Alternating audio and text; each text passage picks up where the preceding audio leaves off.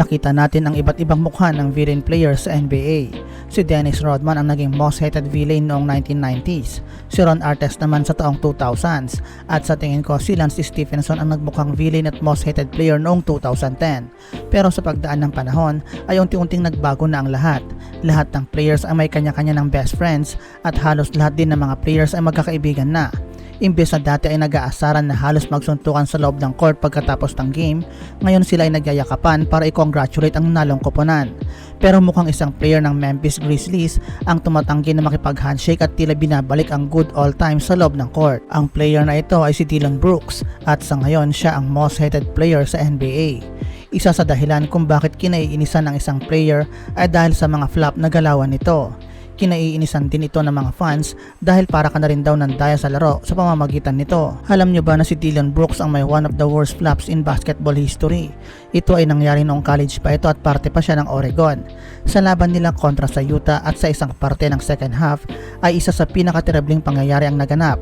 Si Brooks ay nasa loob ng perimeter para depensahan ang kalaban at sa puntong gumalaw ang kalabang player para mag-shoot ng bola ay isang Oscar-worthy performance ang ginawa ni Dillon Brooks. Si Dillon Brooks ay na-draft noong 2017 ng Houston Rockets sa second round pero agad naman itong na-trade sa Memphis Grizzlies.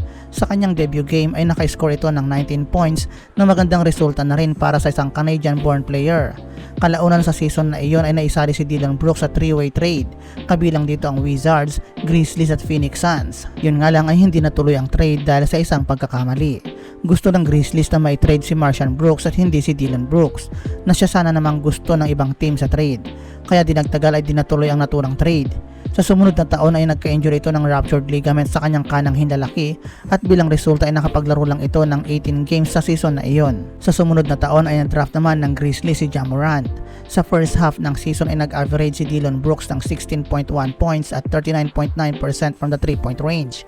Kaya naman inoferan siya ng Grizzlies ng $35 million 3-year extension. May 2021 na makapaglaro si Dillon Brooks ng kanyang NBA playoff debut, kung saan ay naka-score siya ng season high 31 points at 7 rebounds at natulungan niya ang Grizzlies na manalo sa Game 1 kontra sa Utah Jazz sa score na 112-109. Pero kalaunan ay na-eliminate sila at natalo sa loob ng 5 series games. Sa panibagong season naman ay na-miss nito ang 3 linggo dahil sa fracture nitong kaliwang kamay.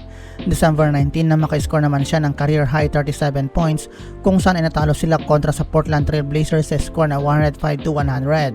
Nagpatuloy naman ang Memphis at umabot sila ng playoffs. Sa game 1 ng first round ay nakaharap nilang Timberwolves. Siya ay naka-score ng 24 points pero natalo sa score na 117-130. Sila ay nakabante pa rin ng 2022 Western Conference Finals kung saan ay nakaharap nila ang Golden State Warriors. Sa Game 2 ay natawagan ito ng flagrant 2 at na-eject sa game. Ito ay dahil sa hinabol niya ang Warriors player na si Gary Payton at aksidenteng natamaan niya ito sa ulo habang palayap sana si Payton. Malakas ang pagbagsak ni Payton at na-injured ang kanyang kaliwang kamay. Nasuspend naman si Brooks sa Game 3 at sa loob ng 6-game series ay natalo ang Memphis Grizzlies. Sa sumunod na season ay pinangunahan niya ang Memphis kung saan ay nakascore ito ng 32 points pero natalo sila sa Oklahoma City Thunder sa score na 115-109. Sa February 2023 naman ay muli siyang natawagan ng flagrant 2 foul at na-eject sa game.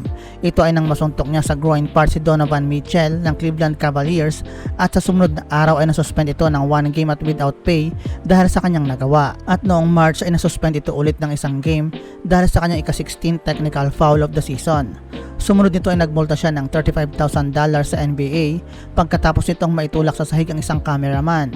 At sa March 21 ay nasuspend na naman siya ng 1 game without pay dahil sa pag-commit nito ng pang-18 foul. Pero sa kabila ng kanyang mga foul call ay nakuha niya naman ang kanyang first NBA All-Defensive Second Team. Umabot pa rin naman ng playoffs ang Memphis Grizzlies kung saan ay nakaharap nila ang Los Angeles Lakers. Naging mainit ang kanilang paghaharap pero sa second half ng Game 3 ay muli na namang natawagan ng flagrant 2 foul si Dillon Brooks pagkatapos itong matamaan sa groin part si LeBron James. Kasalukuyan noon na nagdidribble si LeBron James pero bago pa makalagpas ng half court si LeBron ay sinalubong na siya kaagad ni Brooks para bantayan. At sa akmang magdidribble si LeBron James ng bola sa kanyang likuran ay sakto namang natamaan ni Brooks si LeBron sa kanyang groin part. Ilang minuto rin na nakahiga si LeBron James habang ina-assess noon ng mga officials ang mga pangyayari. Pero bago pa ito ay halatang mainit na ang sitwasyon para kay Dillon Brooks. Tinawag niyang old si LeBron James at sinabi pa na hindi niya irerespeto ang 19-time All-Star hanggang di ito nakaka-score ng 40 points kontra sa kanya. Ang Memphis Grizzlies ay inatasan si Dillon Brooks na tutukang bantayan si LeBron James. Yun nga lang ang kanyang pamamaraan sa paglalaro ay nagresulta na mapaaga ang kanyang pagpapahinga sa locker room. Sa bandang huli ay natalo ang Memphis Grizzlies sa loob ng 6-game series. May 2022 nang mapabilang si Dillon Brooks sa 14 players na maglalaro para sa Canadian Senior Men's National Team. Naging crucial ang role ni Dillon Brooks kung saan ay naka-score ito ng team's best 39 points sa pagkapanalo nila kontra sa United States. Sila ay nanalo ng bronze medal at siya ay tinanghal na best defensive player of the tournament ng FIBA. Sa preseason games ng NBA, ang New Houston Rockets newly acquired player na si Dillon Brooks ay na-eject agad sa kanyang preseason debut game kontra ito sa Indiana Pacers. Sa 7 minutes na titira sa first quarter ay saktong iiwas sana si Brooks sa screen sa kanya ni Daniel Theis. Yun nga lang ay tinamaan ni Brooks si Theis sa baba ng kanyang baywang. Agad naman natawagan si Brooks ng foul, pero pagkatapos itong i-review ng mga officials ay na-upgrade ito at pinatawan si Brooks ng flagrant 2 at tuluyang na-eject ito na maaga sa game. Pagkatapos nga ng match ay sinabi ng Rockets forward na unfair ang nangyari sa kanya. Pakiramdam niya ay siya ang pinupuntirya ng mga referees. Ang ganitong reputation ni Dillon Brooks ay nakuha niya mula sa nangyaring di magandang match nila sa Lakers sa nakaraang season kung saan ay natalo ang Memphis Grizzlies sa first round ng playoffs. Sa kabila ng pangyayari kay Dillon Brooks, hindi naman may kakailan na mahalaga ang kanyang presensya sa Houston Rockets. Malaki ang kanyang maitutulong kay Jalen Green, Amen Thompson at sa iba pang young players ng Rockets. Willing si Dillon Brooks na gawin ang lahat para makapag-perform ng matibay na depensa. Marami ang nagsasabi na siya ay dirty player, pero gayunpaman, ang Rockets ay handa na ring harapin ang spotlight dahil kay Dillon Brooks. At sa panibagong season ng NBA ay may iwan ang declaration na let the Dillon the Villain debates begin. At dyan nagtatapos ang ating video tungkol sa panibagong villain ng NBA. Maraming salamat sa inyong panonood.